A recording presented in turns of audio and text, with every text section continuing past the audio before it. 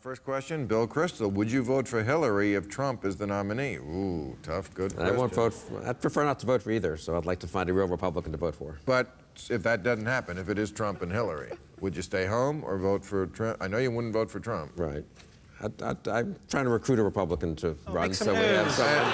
But No, I'm serious. I'm serious. Come on, it's past the conventions. It's Trump and Hillary. What do? You're going to have to face this. I know you've thought about it. I'll face it on November 6th or 8th or whatever election. So you're not going to decide till you get in the booth? I'll watch Is the campaign, Hillary's watch the really debates. that bad? She's really that evil? She's pretty bad. She's pretty To bad. be honest.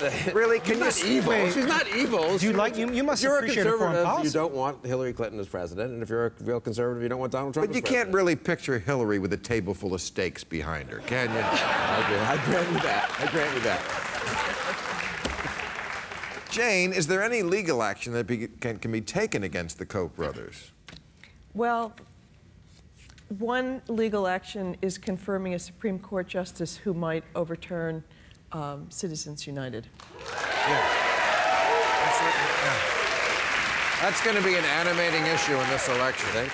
Well, I mean, they're not going to let Obama pick one, right? Yeah. Which, of course, They'll is... pick one. Well, he'll pick one. They won't Right. even meet the person. In the Right, yeah. right, which is, of course, what they always do, cheat.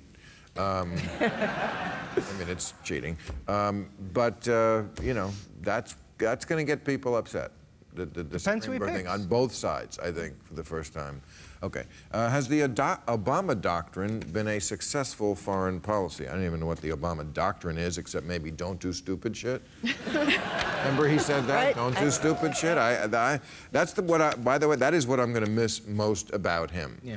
No new stupid foreign wars. Didn't take the bait every time they leading from behind.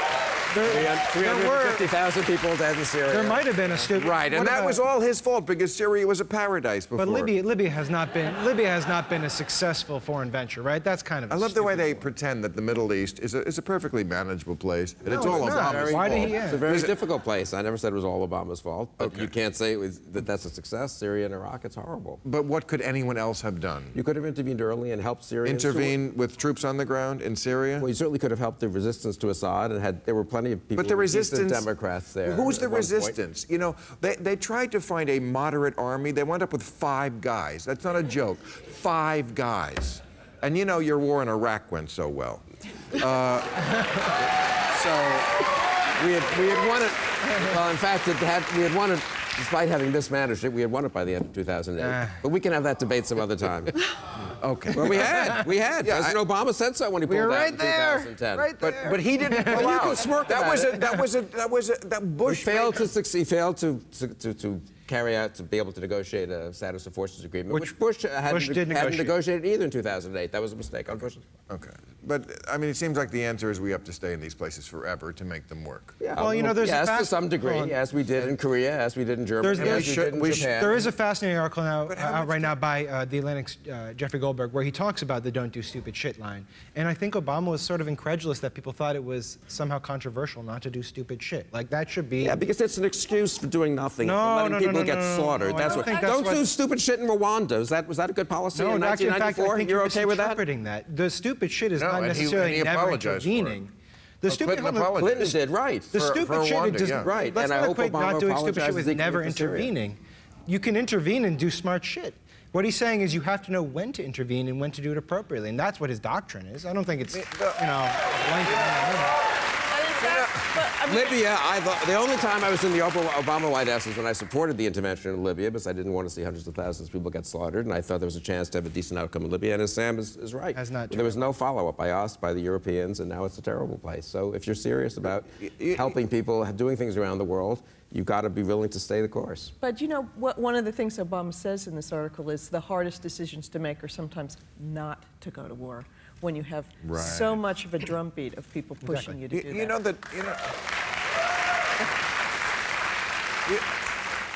You know that even Mormon missionaries won't go to Syria? Well, now no one would go there, obviously. Okay, I know. There are a million Syrians in Europe now. All right. Maria, how can the average American safeguard themselves from being the victim of fraud? I hear fraud is at all-time record levels, especially because of the internet, right? It is. It absolutely is. I think the number one thing we can do is apply the "if it's too good to be true, it is" doctrine to ourselves. Right. And we never want to apply it to ourselves, because when it's happening to us, it's just wonderful. Right. Right? It's only too good for other people. So, I mean, the scams Yeah. that people fall for, I've gotten that, you know, the message from somebody you know, and it says, hey, I'm over here in overseas, and I need you to send me $500. You sent it, of course. No, no.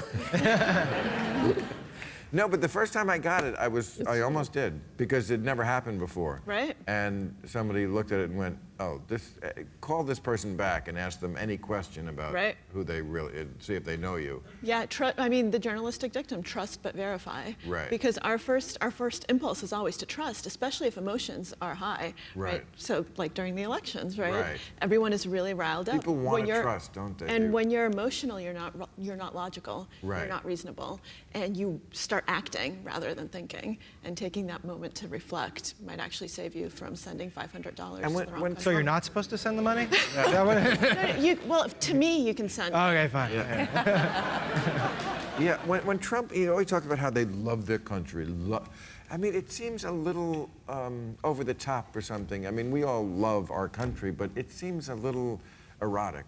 The way it does. The way, and also when you read With the raw steaks, polls- wine.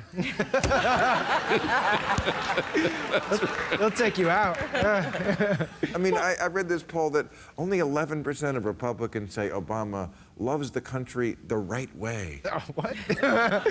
It's creepy, isn't it? There is a right way. Trump is so good at convincing people that his is the right way. I mean, every Right. single one of his statements, how can you argue with them? They're all so wonderful. It is You know, a little creepy, though, that he said that he would also date his daughter if she wasn't his daughter. There's a little bit, maybe too much of this slightly too affection much. thing going on. That is an But we forgive amazing him. book in itself, how Trump is successful with women voters, because it's not like he's not. And, you know, sexist alert, I know people are going to object to this, but sorry. Women like confidence. they do. I don't think that's sexist to say, right? Women like confidence. I think men like confidence too. I think everyone likes confidence Men in like- other people. Successful. And Trump does do better with men, so. It's And a like- tribute to Republican women that they're resisting Trump more than Republican men. I would say that. But it's not an equivalent. Women and men are different. Come on. Men, they like tits, and they like beauty, and they like ass, and they like new. You know, I mean, Ashley Madison, when that was hacked, we found out this was the cheating site for married couples. 37 million men, 12,000 women. If that doesn't tell you everything you need to know about... The voters are kind of saying they like new, too. They didn't want another Clinton, and, Right. you know, and they didn't want another Bush. They want new. They want strange. And they're getting it with Trump. All right, should Hillary Clinton release the transcripts of her speeches to Goldman Sachs? Obviously. Really? Yeah. What could she be saying there? If it doesn't, if it's nothing, then why not release it? What could it be? I'm sure there was some like nice language, but probably nothing damning that she said to some bankers that she probably wouldn't say in the trail. I would bet, if I had to bet, I would bet that there's really nothing damaging there, but they're very protective, that campaign. They don't like to be bullied into doing something. I just think they should just get it over with. I'm going to say it. I said it last week on the show. She, if she's the nominee, has to pick Elizabeth Warren as the vice president. It's not a bad choice. This is the smart move. Energize the base and take the Wall Street issue off the table. They also mentioned Sherrod Brown as a possible alternative. Ugh, come on. Too boring? He's a great guy, but it's just more boring the same. That excites exactly nobody. And and Hillary already excites exactly nobody. All right. I mean, Fair case. Trump excites people. Those Bund rallies are pretty... Bernie, yes, we know. Bernie. You have been saying his name. Sam, why has polling been so unreliable, and what other tools should the media use to report on the election? Well, I think I know, but go ahead. There's a technical answer here. Polling in a primary is really difficult.